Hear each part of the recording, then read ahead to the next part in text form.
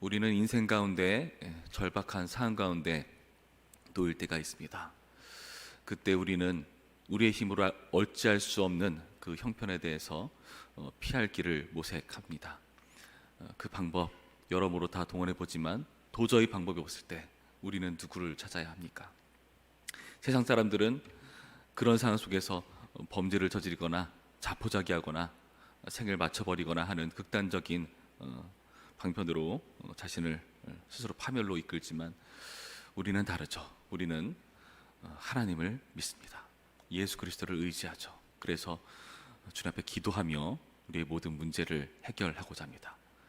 그래서 어찌 보면은 절박한 상황은 우리에게 기회인지도 모릅니다. 어떤 기회일까요? 하나님을 찾고 하나님께로 돌이키는 기회일 수 있지 않을까 하는 생각을 가져보는 것이죠. 오늘 본문을 보시면 이스라엘에게도 절박한 상황 가운데 놓여 있다는 것을 확인해 볼 수 있습니다.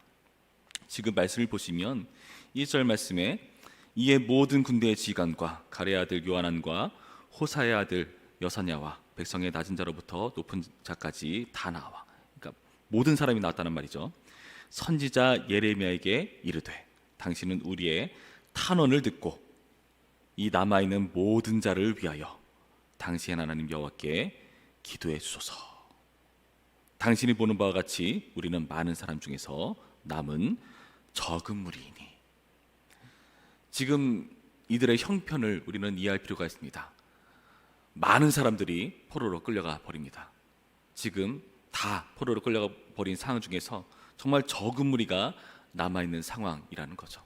근데 그 적은 무리가 남아있는 그런 나약한 상태에 정말 더 위기 가운데 있는 것은 1절에 이해라고 시작하고 있잖아요. 그러니까 그 전의 문맥을 보시면 어떤 문맥인가를 좀 이해할 필요가 있습니다. 지금 바벨론 왕국은요, 이 남유다에 그다랴라고 하는 인물을 세웁니다. 그 그다랴를 통해서 이 남아있는 백성들을 통치하려고 하는 거죠. 그런데 그다랴라는 인물이 암살을 당합니다. 그 이스라엘 가운데 암살을 당하는 사건이 벌어지는 거죠. 그로 인해서 굉장히 큰 혼란과 문제들이 있는 것입니다. 이들은 어찌할 바를 알지 못하고 암논으로 도망가려고 했던 것을 다시금 중지시키고 이제 절박한 상황 가운데서 애굽으로 도망가야 하나 하는 그런 선택의 기로를 두고 지금 하나님께 기도를 요청하고 있다는 상황인 거죠. 여러분, 이전의 문맥이 어땠습니까? 계속해서 바벨론에 대항하고 투항했을 때 일어났던 그런 문제들을, 그 결과들을 우리는 하나님의 말씀을 통해서 확인해 보았습니다. 그리고 그 결과로 다 포로로 끌려가 버리는 상황 가운데 있는데, 근데 이제는 바벨론이 세운 그다랴라는 인물을 죽인다. 바벨론을 거역하는 거죠. 그러니까 이 남아있는 사람들에게 얼마나 큰 공포요, 어려움이 없겠습니까? 그러니까 그 상황 가운데서 이들이 할 수 있는 거라곤 기도를 요청하는 것입니다. 여러분, 우리는 이런 절박한 상황 가운데 있을 때 하나님을 찾는 그런 기질이 있습니다. 잘 생각해 보시기 바랍니다. 과연 내가 돈이 있고 건강이 있고 시간이 있고 도저히 기도할 만한 거리를 찾지 못할 만큼 풍족하고 부유한 상황이라면 과연 나는 하나님을 찾겠는가? 어찌 보면은 우리가 그렇지 못하다는 것은 복일 수도 있습니다. 하나님을 의지하고 찾는 기회이니까요. 지금 이 이스라엘에게 이런 복의 기회가 찾아왔다고 할 수 있습니다. 그런데 우리가 오늘 본문에서 주목해 볼 만한 것은 단순히 기도를 요청하고 그 기도 요청에 대해서 예레미야가 그 하나님의 응답을 들려주겠다 하는 그런 본문인 것처럼 보이지만, 사실 이 본문을 자세히 보시면 단순한 기도 요청과 그에 대한 응답이 아니라 예레미야가 이들의 기도를 수정해주고 고쳐주고 있는 본문이라는 것을 우리는 확인해야 합니다. 지금 이들은 이 예레미야에게 하나님께 기도를 요청하는데요, 어떤 하나님이라고 언급하고 있습니까? 2절 말씀 중간에 보시면 이 남아있는 모든 자를 위하여 당신의 하나님 여호와께 기도해 주소서. 어떤 하나님이라고요? 당신의 하나님 여호와. 이스라엘 입장에서 하나님을 당신의 하나님 여호와라고 말하는 것을 한번 생각해 보시기 바랍니다. 이전에는 어땠습니까? 우리 하나님, 우리 여호와 하나님 하면서 서민으로서의 자부심과 그 기대감과 하나님은 우리 하나님이라는 그 엄청난 그런 포부가 있지 않았습니까? 근데 이젠 그게 다 죽어버렸어요.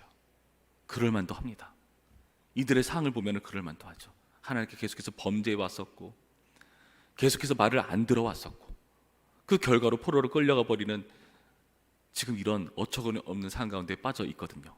그러니까 면목이 없는 겁니다. 염치가 없는 거죠.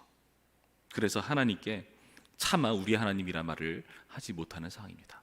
당신 하나님 여호와. 그래서 당신은 지금까지 하나님의 일꾼의 역할을 잘 해왔으니까 당신에게는 정말 당신의 하나님이라고 말할 만한 자격이 있다. 그렇게 인정하면서 당신의 하나님 여호와께 기도해달라 요청하는 거죠. 그랬더니 예레미야는 어떻게 이들에게 그 기도를 수정해주고 있습니까? 4절 말씀 볼까요? 이렇게 되어 있습니다. 선지자 예레미야가 그들에게 이르되 내가 너희 말을 들었은즉 너희 말대로 너희 하나님 여호와께 기도하고 무릇 여호와께서 너희에게 응답하시는 것을 숨김이 없이 너희에게 말하리라. 지금 예레미야는 기도에 응답을 해주겠다는 말처럼 보이지만 예레미야는 그들의 하나님께 대한 호칭을 정정해주고 있습니다. 어떤 하나님이라고 밝혀주죠? 너희 하나님 여호와, 너희 하나님 여호와다. 당신의 하나님 여호와에서 이제는 너희 하나님 여호와로 지금 예레미야는 그들의 호칭을 정정해주고 있다는 겁니다.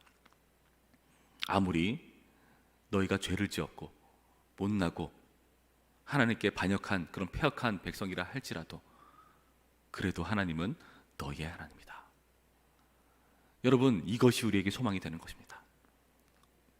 하나님을 우리의 하나님으로 가까이 여길 때에 우리 기도의 능력이 있는 것입니다. 그렇지 않습니까? 그래서 이들은요, 이 기도에 대한 정정으로 이렇게 응답하죠. 5절 말씀 봅니다. 그들이 예레미야에게 이르되 우리가 당신 하나님 여호와께서 당신을 보내사 우리에게 이르시는 모든 말씀대로 행하리이다. 여호와께서는 우리 가운데에서 진실하고 성실한 증인이 되시옵소서.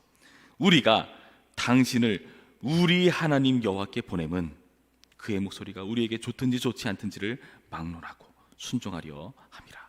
우리가 우리 하나님 여호와의 목소리를 순종하면 우리에게 복이 있으리이다 하니라. 그들의 하나님께 대한 호칭이 변경됩니다. 당신 하나님에서 이제는 우리 하나님으로 변경이 되죠. 그러면서 자신감을 회복합니다. 하나님의 백성이라는 자신감에서 이제는 하나님의 말씀에 순종하겠다는 그런 각오가 나타나 있죠. 5절 말씀 뒷부분에 여호와를 증인으로 삼겠다는 그런 각오들, 6절 말씀에 그의 말씀이 좋든 싫든지 우리는 순종하겠다. 그리고 그 순종에 대한 복까지 기도하는 그러한 서민으로서 기도를 회복하는 모습을 확인해 본다는 것입니다. 여러분, 우리가 하나님을 우리 하나님 여호와로 여길 때 이러한 신앙의 의지를 발휘할 수가 있는 겁니다. 하나님의 말씀이 좋든지 싫든지 순종하겠습니다. 그리고 그 순종에 대한 복을 기대하겠습니다. 그리고 하나님 우리의 증인이 되셔서 이 약속을 신실하게 이행하시는 분이라는 기대를 가지고 나갈 수가 있다는 거죠. 여러분, 우리가 이 자리에 있는 것은 이런 하나님께 대한 기대감으로 나와 있는 줄로 믿습니다. 참으로 감사한 것은 이 우리 하나님의 호칭, 이것이 우리의 신앙으로 삼을 수 있다는 그런 기대감입니다. 여호와라는 것은 약속을 신실히 지키시는 하나님이라는 뜻이 있다는 것을 제가 여러 번 밝혀드렸습니다. 그렇다면 이 여호와 하나님이라는 이름은 신약에 이르러서는 이렇게 이해할 수 있습니다. 임마누엘 하나님, 하나님이 우리와 함께 계신다. 어저께 퀴즈의 정답 중에 하나였죠. 우리와 함께 계시는 그 하나님, 임마누엘 하나님을 우리가 의지할 수가 있다는 겁니다. 우리를 위해서 우리를 포기하지 않는다는 그런 반증으로 그분께서 직접 이 땅 가운데 찾아오시고 죄인들의 인생 가운데 찾아오셔서 관여하시는 그 놀라운 사랑이 우리가 이 성탄절에 기억해야 될 하나님의 이름인 줄로 믿습니다. 우리가 잘했을 때요? 아니요. 우리가 아직 죄인 되었을 때에, 우리가 죄인인 것을 깨닫지도 못하는 그때에, 죄를 알지도 못하는 그분께서 이 땅 가운데 찾아오셔서 우리 인생 가운데 선물로 오셨습니다.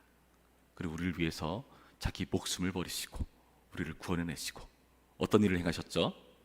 우리에게 하나님을 아버지라고 부를 수 있는, 그 멀리 있는 그 하나님을 가까이 여길 수 있는 호칭을 우리 가운데 선물해 주셨습니다. 그래서 이제는 우리는 하나님을 아버지라 부를 수 있죠. 여러분, 이들이 우리의 하나님 여호와라 부른다는 것은 이 하나님 여호와 하나님이라는 단순한 우리 하나님의 여호와라는 차원에서 더 가까이 나가는 아버지 하나님으로서의 호칭을 우리는 가지고 있다는 것입니다. 이 성탄절에 이 아버지 하나님이라는 이름을 호칭하면서 나가기를 소원합니다. 참 안타깝지만 오늘의 말씀에서 이렇게 이들은 각오했지만 결국에는요 애굽으로 가버립니다. 하나님의 말씀을 끝까지 신뢰하지 못하는 모습을 보이죠. 무슨 말입니까? 이 하나님의 호칭을 제대로 깨닫지 못하고 가지지 못하고 현실에 결국에 무너져 버리는 모습이라는 겁니다. 여러분, 그렇다면 오늘의 말씀은 분명합니다.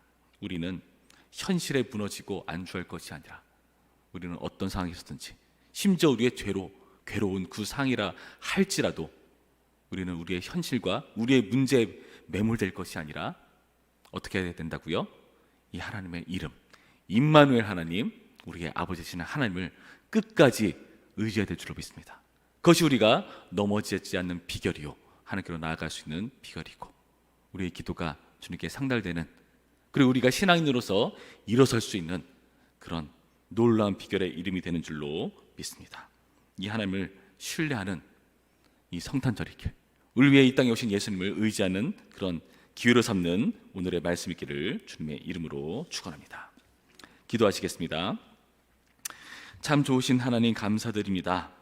우리 가운데 먼 하나님이 아니라 가까운 하나님으로 찾아오시니 감사드립니다.